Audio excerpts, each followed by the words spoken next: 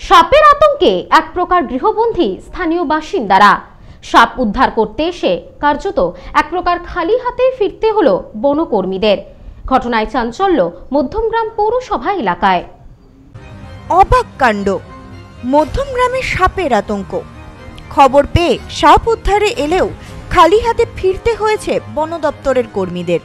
ঘটনায় চাপা আতঙ্কের সৃষ্টি হয়েছে মধ্যমগ্রাম পৌরসভার 25 নম্বর ওয়ার্ডের বাসিন্দাদের মধ্যে। স্থানীয় সূত্রে জানা যায়, বেশ কিছুদিন ধরে মধ্যমগ্রাম পৌরসভার 25 নম্বর ওয়ার্ডের বেশ কিছু জায়গায় সাপের উপদ্রব বেড়েছে।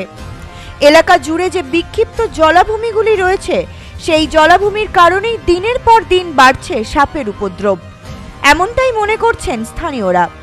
সাপের আতঙ্কে এক প্রকার সন্ধ্যার পর বাড়ি থেকে বের হতে ভয় পাচ্ছেন বাসিন্দারা।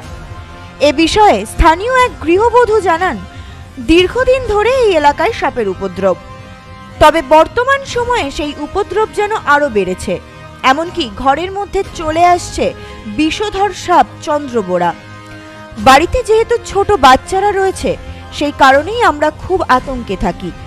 আমরা চাই অবিলম্বে এই সাপগুলি সরিয়ে নিয়ে যাওয়ার ব্যবস্থা করা হোক পৌরসভার পক্ষ থেকে।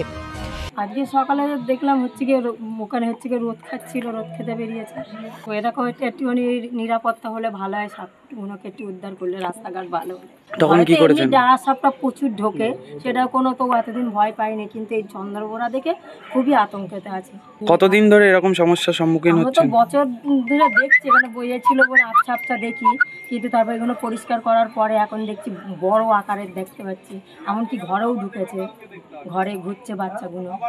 জানিয়েছে ওনারাই উদ্যোগ নিল, লোক পাঠিয়েছিল, কিন্তু এখনো পাইনি জিনিসটাকে। ওরা দেখাশোনা করে গেল অনেকক্ষণ ধরে।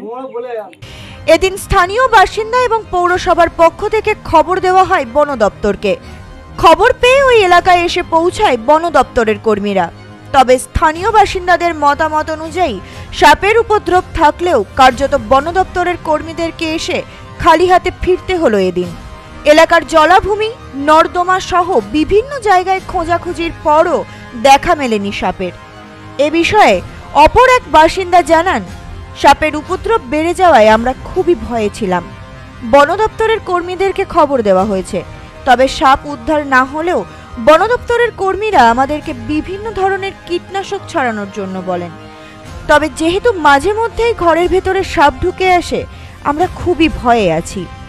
দীর্ঘ দিন 20 ধরে বা তারও বেশি, বছর বা 1 বছর বা 6 মাস কদিন ধরে খুব চন্দ্রবোরার এত উৎপাত আমার বাড়ির সামনে যে ধারণা করা যায় না।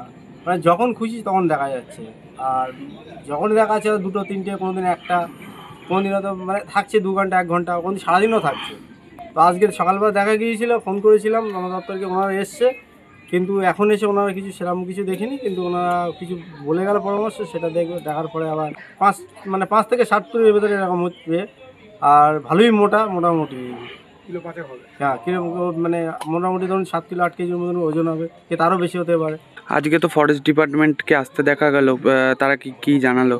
তারা বললো তাদের হাতে কি ধরা পড়েছে? তাদের হাতে ধরা পড়েনি, আজ কিছু পাইনি। ওনারা কিছু আমাকে বলে গেল, হিন্টস দিয়ে গেল। কি বললো?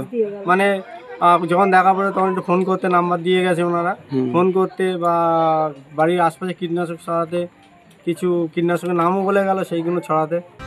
এলাকার কোনো জায়গা থেকে সাপ উদ্ধার না হলেও আতঙ্ক কাটেনি বাসিন্দাদের মন থেকে। তবে বন দপ্তরের কর্মীদের এই এলাকায় নজর থাকবে বলে জানা গিয়েছে। Bureau report, news no man's land, Madhyamgram. পশ্চিমবঙ্গের সর্বপ্রথম বিল্ডিং মেটেরিয়ালের শপিং মল এখন বনগাঁতে।